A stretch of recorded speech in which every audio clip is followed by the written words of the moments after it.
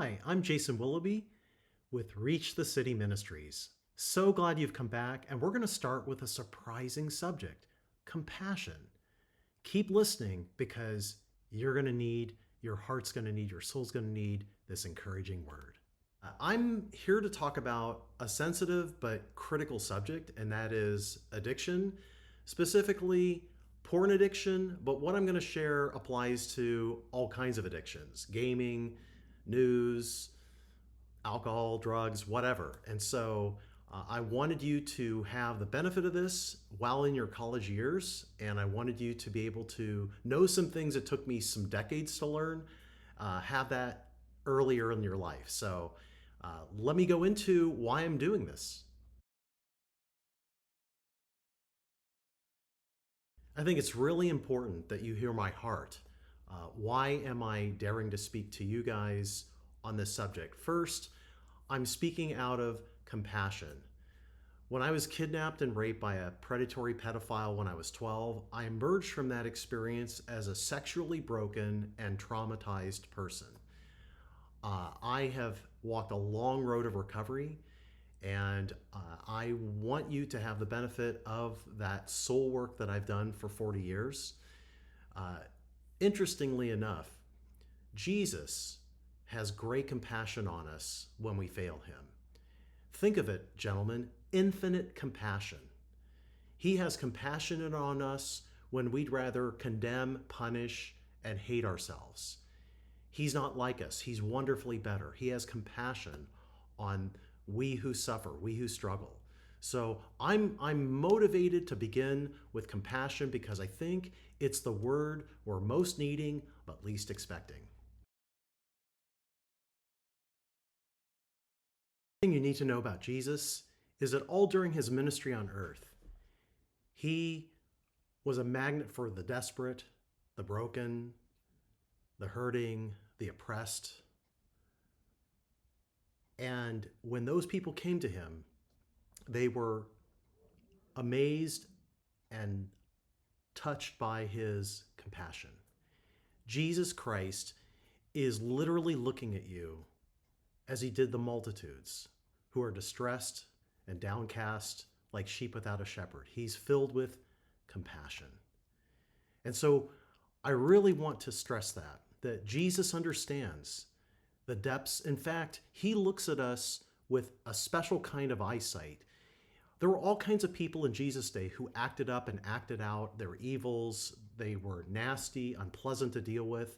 And he was able to just somehow poke and puncture that shell and tap into that broken person inside the hard, willful, stubborn shell that people were wearing.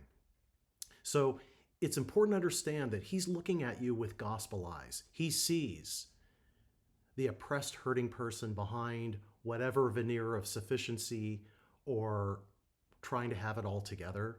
You don't have to be that fake outward shell anymore. You can be real with him. It's safe, ultimately, infinitely safe, because he already knows and he still loves us.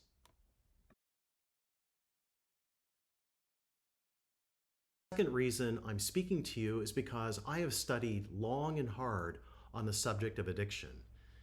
I actually wrote a doctoral dissertation on addiction and pastoral ministry and have done a deep dive into my own soul and looked at those underlying things that are going on. So again, I've done some deep thinking. You have to understand something that I discovered in 2008. Hard to believe it's been 14 plus years ago that I studied this, but for the first time in human history, technology is being systematically used to increase the potency of substances, the intensity of experiences, the ease of accessibility, and the speed at which those things can be repeated over and over and over again.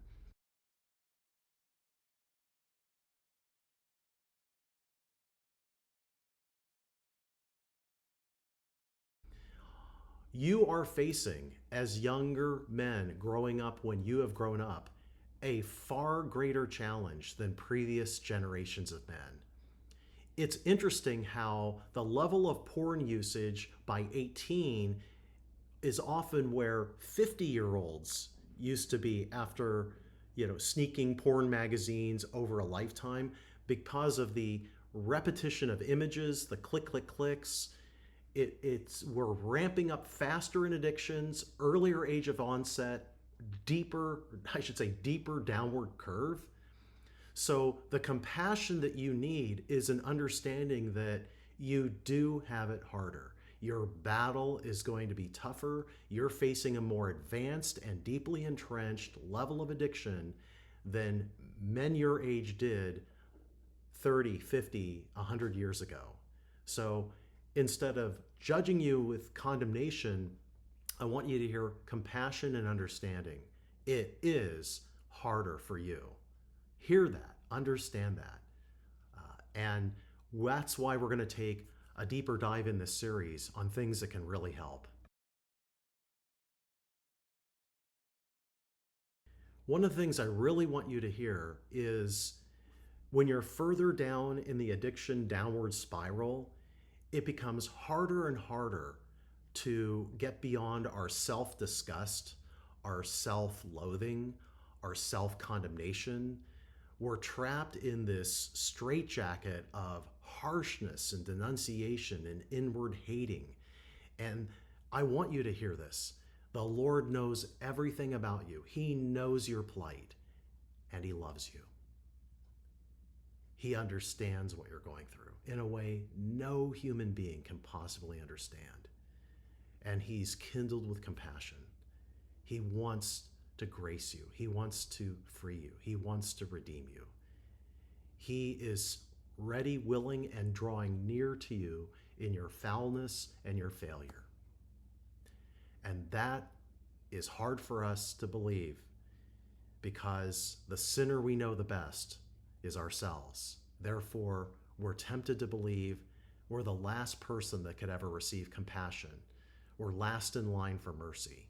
We're first in line for rejection and condemnation.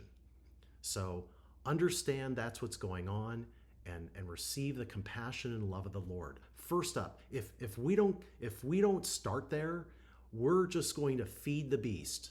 And so it's so critical to really think deeply and take these things to heart. The love of God for us at our absolute lowest and disgusting, foul, failing worst. That He loves us, His grace superabounds where sin abounds. So please hear this, my younger brothers. Receive this. This is the key to moving forward.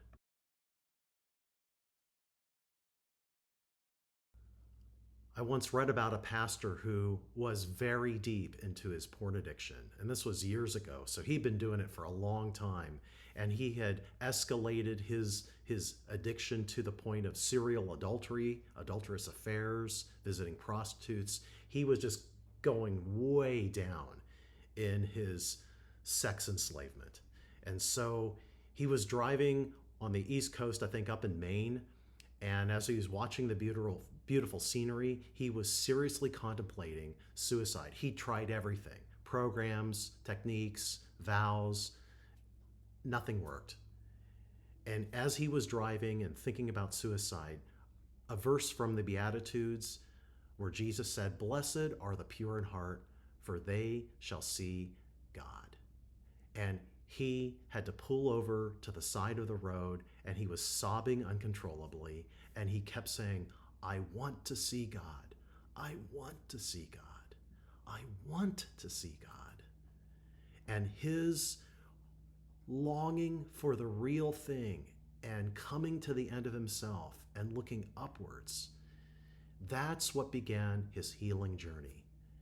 So I have some questions. Will you dare to entrust yourself entirely to the one who truly loves out of control sin slaves? Will you dare to receive his love in that bottom place? Will you accept that his love is far, far different and way higher and better than your love? That he loves you even when you can't stand yourself, are disgusted with yourself, and have given up on yourself. He loves you even there. So again, take this to heart. This is the starting place, and we'll go from there.